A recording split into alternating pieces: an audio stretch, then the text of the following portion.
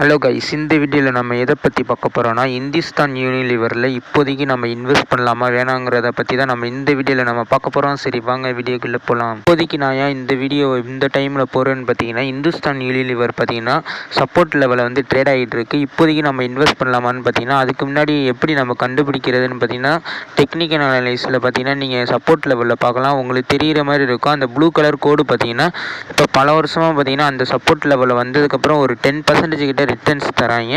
இப்போ மறுபடியும் பார்த்தீங்கன்னா ஏன் இந்த வீடியோ போட்டிருக்கேன்னு பார்த்தீங்கன்னா, கரெக்டாக வந்து சப்போர்ட்டில் விழுந்திருக்கிற மாதிரி போட்டிருக்காங்க. இல்லைனா லேட்டஸ்ட்டாக வந்திருக்கிற ரொம்ப கீழே போயிருக்குல்ல, அந்த ஜூன் 4 அந்த டைம்லலாம் போணுச்சுல, ஜூன் அந்த டைமில் வந்துட்டு கீழே அதுக்கு முன்னாடி கீழே ட்ரேட் ஆகிடுச்சுல, அது கீழேயும் போகலாம். இல்லைனா இந்த சப்போர்ட்டில் இருந்து ஒரு 10% மேலேயும் போகலாம். அதுவும் இல்லாமல் இதுக்கப்புறம் இன்னும் கொஞ்சம் நேரத்தில் பார்த்தீங்கன்னா ஃபண்டமெண்டல் அனலைஸும் பார்க்கலாம். உங்களுக்கு காமிச்சிக்கிட்டு இருக்கேன் பாருங்கள்.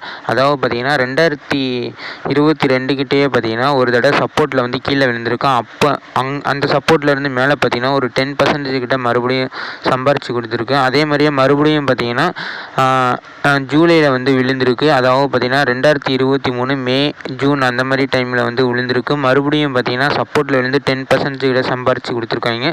மறுபடியும் இப்போ பார்த்தீங்கன்னா சப்போர்ட்டில் வந்து ட்ரேட் ஆகிக்கிட்டு இருக்க மாதிரி காமிச்சிருக்காங்க. இங்கேருந்து மறுபடியும் லேட்டஸ்ட் ஆகி போனாலே நமக்கு பார்த்தீங்கன்னா ஒரு 10% கிட்ட ரிட்டர்ன்ஸ் கிடைக்கிற மாதிரி காட்டுறாங்க. இந்த ஷேரோட ஃபண்டமெண்டல் அனலைஸ் பார்க்கலாம். அதாவது பார்த்தீங்கன்னா இந்துஸ்தான் யூனிலிவர் பார்த்தீங்கன்னா இந்தியாவிலே இருக்கிற எஃப்எம்ஹெச்சியில் பார்த்தீங்கன்னா டாப்பில் இருக்கிற கம்பெனி. அதாவது மார்க்கெட் கேபிட்டலே பார்த்தீங்கன்னா பல லட்சம் கோடி கிட்ட இருக்கும். அதுவும் இல்லாமல் பார்த்தீங்கன்னா பிஇ பார்த்தீங்கன்னா இண்டஸ்ட்ரி பிஏவோட ரொம்ப கம்மியாக இருக்குது. இப்போ நான் உங்களுக்கு காமிக்கிற பாருங்க, இண்டஸ்ட்ரி பிஏவோட ரொம்ப கம்மியாக இருக்கிற மாதிரி காமிச்சிக்கிட்டு இருக்காங்க. அதோட அர்த்தம் என்னன்னு பார்த்தீங்கன்னா, இப்போ மற்ற செக்டரில் இதே செக்டரில் இருக்கிற மற்ற ஸ்டாக்லாம் பார்த்தீங்கன்னா அதோட கம்மியாக ட்ரேட் ஆகிட்டு இருக்குன்னு அர்த்தம். அதாவது பார்த்தீங்கன்னா அண்டர் வேல்யூடாக ட்ரேட் ஆகிட்டு இருக்குன்னு அர்த்தம். பிஇ பார்த்தீங்கன்னா சொல்லிக்கிற அளவுக்கிட்ட கொஞ்சம் கீழே தான் ட்ரேட் ஆகிட்டு இருக்குது. முன்ன இருந்துற பிஏ விட இப்போ கொஞ்சம் கீழே தான் ட்ரேட் ஆகிட்டு இருக்குது. அதுவும் இல்லாமல் சேல்ஸும் பார்த்தீங்கன்னா நல்லாவே பண்ணியிருக்காங்க குவார்ட்டர் ஆன் குவார்ட்டர். அதே மாதிரியே ப்ராஃபிட்டும் நல்லாவே பண்ணியிருக்காங்க. அதுவும் இல்லாமல் இந்த கம்பெனி பார்த்தீங்கன்னா டிவிடெண்டும் தராங்க. நல்லாவே டிவிடெண்ட் தருவாங்க இந்த ஸ்டாக்கில் நீங்கள் இன்வெஸ்ட் பண்ணிங்கன்னா. டிவிடெண்ட் பேஅவுட் ரேஷியோ பார்த்தீங்கன்னா 90% மேலே இருக்குது. அதுக்கு என்ன அர்த்தம்னு பார்த்தீங்கன்னா, அவங்க பண்ணுற ப்ராஃபிட்டில் பார்த்தீங்கன்னா 90% வந்து டிவிடெண்டாகவே ஷேர் ஹோல்டருக்கு தராங்கன்னு அர்த்தம். அதுக்கப்புறம் பார்த்தீங்கன்னா காம்பவுண்ட் ப்ராஃபிட் க்ரோத்து நல்லாவே இருக்குது. அதுவும் இல்லாமல் ரிட்டர்ன் ஆன் ஈக்விட்டி அதுவும் நல்லாவே இருக்குது.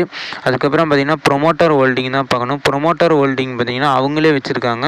இப்போ வந்துட்டு சமீபமாக விற்றுருக்காங்க. அது வந்துட்டு யார் கைக்கு போயிருக்குன்னு பார்த்தீங்கன்னா ஃபாரினர்ஸு, அதாவது எஃப்ஐஐக்கும் டிஐக்கும் தான் போயிருக்கு. பப்ளிக்கிட்ட பார்த்தீங்கன்னா முன்ன ட்ரேட் ஆகிட்டு இருந்த அதே பர்சன்டேஜில் தான் ட்ரேட் ஆகிட்டு இருக்கு. அதாவது பார்த்தீங்கன்னா சேஃபான ஆண்டுக்கிட்ட தான் போயிருக்கு இவங்க விற்றுருக்கிற ஷேர்லாம். அடிஷ்னலாக இன்னொரு இன்ஃபர்மேஷன் சொல்கிறேன். அதாவது பார்த்தீங்கன்னா கன்சூமர் பேஸ்டு பார்த்தீங்கன்னா இந்தியாவில் பார்த்தீங்கன்னா 2030 பார்த்தீங்கன்னா 4 ட்ரில்லியனாக ஆயிரும்னு சொல்லியிருக்காங்க. எஃப்எம்என்ஜியோட க்ரோத் பார்த்தீங்கன்னா 2025 எத்தனை பர்சன்டேஜ் கிட்ட ஏறும்னு சொல்லியிருக்காங்கன்னு பார்த்தீங்கன்னா 15%. அதாவது கேகரில் வந்துட்டு வளரும்னு சொல்லியிருக்காங்க. நீங்கள் இன்வெஸ்ட் பண்ணுறதுக்கு முன்னாடி செபி ரிஜிஸ்டர் அட்வைஸ்ட்டை வந்துட்டு கேட்டுட்டு அதுக்கப்புறம் இன்வெஸ்ட் பண்ணுங்கள்.